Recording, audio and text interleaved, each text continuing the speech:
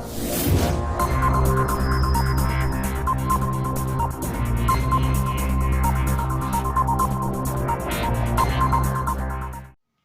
Friend, आप सभी का स्वागत है हमारे YouTube channel supreme study point में। जी दोस्तों, आप सभी का बहुत बहुत स्वागत है सुप्रीम स्टडी पॉइंट में। हम जैसे कि पिछले क्लास में भाषा का अध्ययन किए थे, भाषा क्या है, भाषा किसे कहते हैं और भाषा के कितनी प्रकार हैं, सभी के डिस्कस किए थे, है ना। कितनी भाषाएं बोली जाती है। आज का जो हमारा टॉपिक्स है वो हिंदी व्याकरण के वर्ण विचार, है ना। वर्ण विचार से पढ़ेंगे कि वर्ण कितने प्रकार के होते हैं। वर्ण से पहले ये जानेंगे कि ध्वनि किसे कहते हैं और वर्ण का प्रकार, मतलब कि वर्ण का परिभाषा भी दो चार ढंग से आपको मिलेगा। और उसके बाद ये भी बताएंगे कि वर्ण कितने प्रकार के होते हैं, है ना। तो चलते हैं, वीडियो में देखिए, पूरे अंत तक बने रहिएगा। वीडियो में बीच में छोड़कर भागने की जरूरत नहीं है, बहुत ही अच्छा लगेगा। तो फ्रेंड, हम लोग अब वर्ण विचार का जो सबसे पहले हम जानते हैं, आप लोग पढ़ते होइएगा कि वर्ण किसे कहते हैं ना। तो वर्ण जब आप पढ़ते हैं तो बार बार एक परिभाषा आप लोग बचपन से भी याद रहता है कि वर्ण उस मूल ध्वनि को कहते हैं जिसके खंड या टुकड़े नहीं किए जा सकते हैं। इसके अलावा भी बहुत सारे वर्ण का परिभाषा है, जब अगर समझ जाइएगा तो वर्ण का खुद से भी दो चार परिभाषा बना सकते हैं, है ना।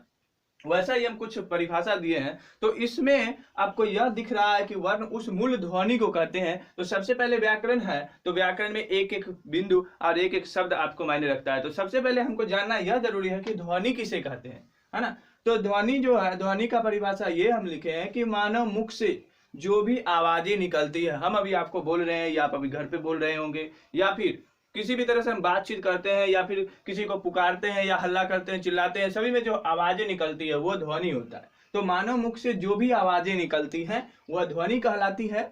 और वर्ण किसे कहते हैं, तो वर्ण के लिए एक अच्छा डिफिनेशन बताए हैं। मानव मुख से जो ध्वनि निकलती है उन्हें चिन्हित, है ना, जो भी हम बोले, है ना। ऐसे बोलने के लिए बहुत सारा चीज बोल देते हैं लेकिन भूल जाते हैं, है ना। क्या बोले, किसको कुछ पता नहीं चल पाता है। तो मानव मुख से जो ध्वनि निकलती है उन्हें चिन्हित करने के लिए, यानी कि लिखित करने के लिए कुछ चिन्ह है ना, कुछ चिन्ह है। जैसे कि हम बोले आम, है ना, आम बोले तो आम हम कैसे बोले, तो उसके लिए चिन्हित करने के लिए आ ऐसे या म ऐसे, जबकि आम हमारा चिन्हित हो गया, आ अलग और म अलग। चिन्हित करने के लिए कुछ चिन्ह है ना, उसको लिखने के लिए कुछ चिन्ह है। इससे को चिन्ह मान लीजिए, क एक चिन्ह की तरह, ब एक चिन्ह की तरह, ल एक चिन्ह की तरह, है ना। तो कुछ चिन्ह है जो मानव के द्वारा हजारों वर्षों से उपयोग में लाया जाता है या लिखा गया है, उन्हें ही वर्ण कहते हैं, है ना। तो ये एक दो तीन चार ये सभी वर्ण हो गए। और इन्हीं के समूह को जब 2 4 10 वर्ण एक जगह मिलके या 2 वर्ण या 4 वर्ण मिलके एक शब्द का निर्माण करते हैं और फिर शब्द मिलकर वाक्य का निर्माण करते हैं, वहां पर कंडीशन यह होना चाहिए कि जो भी वर्ण शब्द बनाते हैं उनका एक सही अर्थ निकलना चाहिए, तभी वह एक शब्द कहलाएंगे, ऐसे वह शब्द नहीं कहलाएंगे। उसी तरह से कुछ शब्दों के समूह को हम वाक्य कह सकते हैं तभी जब उसका कोई अर्थ निकले, ठीक ना, एक सही वाक्य बने। तो जो मानव के द्वारा हजारों वर्षों से लिखा गया उन्हें वर्ण कहते हैं और इसके समूह को क्या कहते हैं, वर्णमाला कहते हैं। ऐसे भी आप बोल सकते हैं कि वर्णों के समूह को वर्णमाला कहते हैं। अब हम दूसरा परिभाषा चलते हैं वर्ण पर, है ना। 3 परिभाषा हम आप लोगों को बताएंगे, पहला बता दिए। दूसरा है कि वर्ण उस मूल ध्वनि को कहते हैं जिसके खंड या टुकड़े नहीं किए जा सकते, दूसरा परिभाषा। तीसरा है कि अखंड मूल ध्वनियों को वर्ण कहते हैं, जिस ध्वनि को हम टुकड़ा नहीं कर सकते, यानी कि अखंड मूल ध्वनि जिसका हम कोई टुकड़ा नहीं कर सकते, अखंड उसका कोई टुकड़ा ही नहीं होगा, वह सभी क्या कहलाएंगे, वर्ण कहलाएंगे। अब आप सभी को हम बताएंगे इसके आगे कि वर्णों के प्रकार कितने हैं, है ना। स्वर वर्ण होते हैं, व्यंजन वर्ण होते हैं, फिर स्वर वर्णों के प्रकार, व्यंजन वर्णों के प्रकार। इस सभी को आप कॉपी में जरूर नोट कीजिए और वीडियो के अंत तक बने रहिएगा, पूरा मजा आएगा, कहाँ पर स्वर वर्ण और कहाँ पर व्यंजन। अब हम अगला जो बात करेंगे वो हिंदी में वर्णों की संख्या। तो हिंदी में वर्णों की संख्या 48 होता है। कितना होता है, 48, है ना। 48 हिंदी में वर्णों की संख्या होता है। वो सभी आपको बताएंगे कि कैसे 48 वर्णों की संख्या होती है।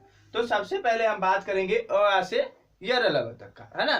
तो अ आ से यर लव तक में अ आ में आपको 6 वर्ण मिलेगा, री को छोड़कर, ठीक है ना। री को छोड़कर 6 वर्ण मिलेंगे। उसके बाद ए आई में 6 वर्ण, यानी कि 12 वर्ण हो गया। उसके बाद कवर्ग, चवर्ग, टवर्ग, तवर्ग और पवर्ग में, ये सभी में 5-5 वर्ण होते हैं। तो 5 25 वर्ण है ना, तो कितना हो गया 25 वर्ण। और फिर यहाँ 12 वर्ण। अब य र ल व में आओ, य र ल व तालव्य स मूर्धन्य स, इसको मिला के कितना हो जाएगा 12 वर्ण हो जाएंगे। 1 2 3 4 5 6 7 8 9 10 11 हुए 11। तो इस 11 यानी कि छेदना 12 और 11 तो हो गया 23। तो 25 और 23 को जोड़ लीजिए, है ना, तो कितना हो गया 48। लेकिन अगर यहाँ पर री को हम जोड़ देंगे तो 49 हो जाएगा, ठीक ना। तो री को नहीं जोड़ना है। तो हिंदी में वर्णों की संख्या 48, जब संस्कृत में पूछा जाता है तो री को जोड़ लिया जाता है। तो यहाँ 48 हो गया।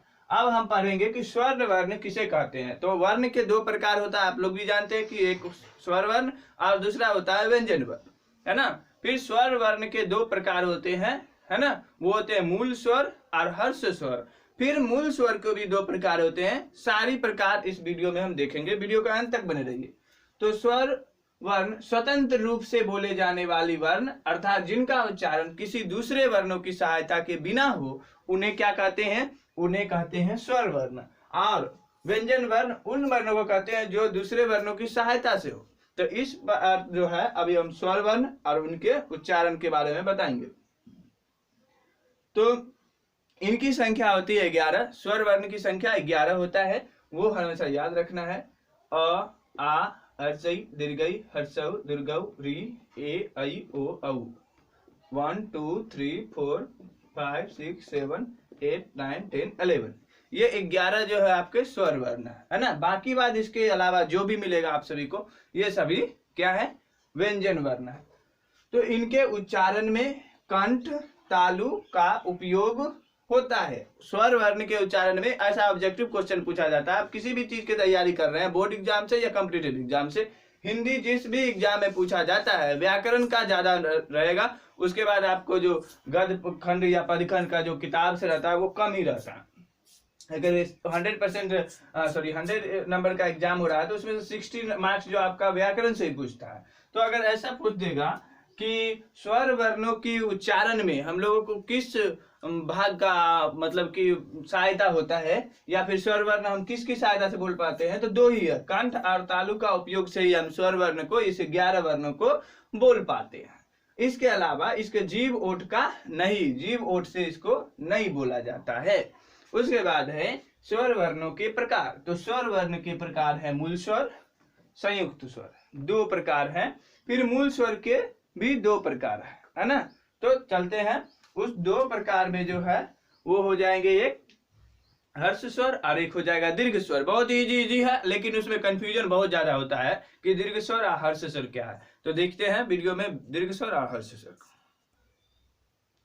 तो अब फ्रेंड आगे पढ़ते हैं कि स्वर वर्णों के प्रकार के बारे में। तो स्वर वर्ण है कि मूल स्वर और संयुक्त स्वर। स्वर वर्णों के 2 प्रकार होते हैं, एक होते हैं मूल स्वर और दूसरा होता है संयुक्त स्वर। तो मूल स्वर के अंतर्गत जो आते हैं वो वर्ण हम यहाँ लिखे हैं, अ, आ, हर्षई, दीर्घई, हर्षौ, दीर्घौ, ए और ओ। यानी कि मूल स्वर वो स्वर होते हैं जिनको बोलने समय दूसरे स्वर वर्ण में ही दूसरे वर्णों का इस्तेमाल ना हो।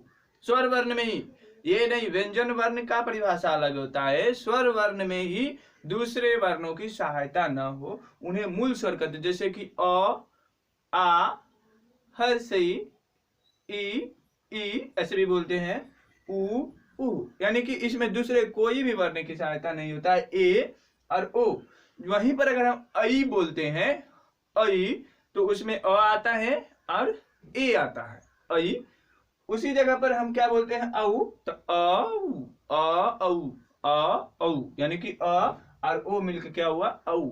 तो ये हो जाता है संयुक्त स्वर, है ना, कि 2 स्वरों के मिलके एक नया स्वर बनता है। ये होता है संयुक्त स्वर और ये होते हैं मूल स्वर। तो मूल स्वर भी 2 प्रकार के होते हैं, एक होते हैं हर्ष स्वर और दूसरा होता है दीर्घ स्वर, है ना। तो इसका नाम देखने में क्या है, दीर्घ, यानी कि बहुत बड़ा, यानी कि जिसको बोलने में, हर्ष स्वर को बोलने में बहुत कम समय लगता है और दीर्घ स्वर को बोलने में हर्ष स्वर के दुगुना समय लगता है। जैसे कि अ, सिंपल है, अ बोल दिए, लेकिन आ बोलने में दीर्घ स्वर में उससे ज्यादा अ, आ, उसी तरह ई, ई, उ, उ, री, री एक एक्स्ट्रा होता है। इस तरह से आप ये याद रख सकते हैं। दूसरा ट्रिक हम आपको एक बता रहे हैं कि एक वर्ण को लेना है, दूसरे को छोड़ देना है।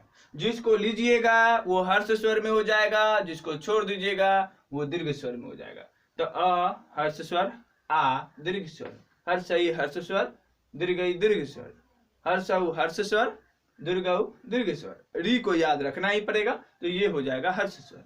बाकी बात आगे चले जाइए, ए, ऐ, ओ, औ ये सभी भी दीर्घ स्वर के अंतर्गत आते हैं। आगे हम बताएंगे आपको वर्णों की मात्राएं, है ना। इसी वीडियो में, इस वीडियो का पार्ट 2 बनाएंगे। एक स्वर वर्ण पार्ट, एक दूसरा पार्ट रहेगा पार्ट 2 में व्यंजन वर्ण, ठीक ना। तो इस तरह से आप पढ़ सकते हैं कि वर्णों की मात्राएं भी हम इसी पार्ट में चर्चा कर लेते हैं कि वर्णों की मात्राएं जो होती है 10 वर्ण होती है, 10 मात्राएं होती है। और कभी भी ऐसा क्वेश्चन पूछने देगा आपको फंसाने के लिए हिंदी में कि क्या व्यंजन वर्ण की कोई मात्राएं होती है, तो नहीं, व्यंजन वर्ण की कोई मात्राएं नहीं होती है। मात्राएं जो भी 10 होती है वह सभी स्वर वर्ण की होती है।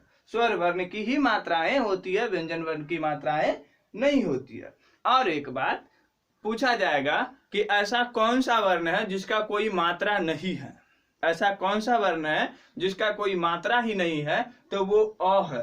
अ में कोई मात्रा लगा हुआ, कोई मात्रा नहीं है, तो अ एक ऐसा वर्ण है जिसमें कोई मात्रा नहीं लगा हुआ है। उसी तरह से आपको एक और बात बता देते हैं कि कोई भी बच्चा यानी कि आदमी जब बचपना शुरू करता है तो सबसे पहले वह स्वर वर्ण ही बोलना पसंद करता है, और सबसे पहले वह स्वर वर्ण को ही बोल पाता है, क्योंकि वो आसान होता है, कंठ से आराम से आवाज से निकाल सकता है। तो किसी घर में या बहुत सारे घर में और बहुत सारे आदमी का यह मन में रहता है कि बच्चा पहले माँ बोलता है। माँ कभी भी बच्चा पहला नहीं बोलता है, क्योंकि माँ जो है एक व्यंजन वर्ण है, और व्यंजन वर्ण कोई भी बच्चा सबसे पहले नहीं बोल सकता है। वह उससे पहले कुछ न कुछ जरूर बोलता है, फिर वह माँ बोलने की कोशिश बहुत ही बाद में आता है ना। तो सबसे पहले वह स्वर वर्ण ही बोल पाता है। तो पार्ट 2 में हम बताएंगे व्यंजन वर्ण के प्रकार, और व्यंजन वर्ण के कितने, स्वर वर्ण से थोड़ा ज्यादा लंबा पार्ट बनेगा आपको व्यंजन वर्ण, क्योंकि व्यंजन वर्ण की संख्या भी तो ज्यादा है। तो उस तरह से आपको व्यंजन वर्ण के प्रकार, व्यंजन वर्ण को कैसे पहचाने, सभी पार्ट 2 में मिलेंगे। पार्ट 1 अगर आपको बहुत अच्छा लगा होगा तो लाइक करके हमको और कमेंट करके जरूर बताइए। और इस तरह से पूरा हिंदी व्याकरण अपने चैनल पर खत्म करने के बाद ही हम किसी टॉपिक पर चलेंगे। तो अभी हमारा एक ही टारगेट है कि पूरा हिंदी व्याकरण अपने चैनल सुप्रीम स्टडी पॉइंट पर खत्म करना। तो मिलते हैं पार्ट 2 में एक नए वीडियो के साथ, व्यंजन वर्ण के साथ। Thank you.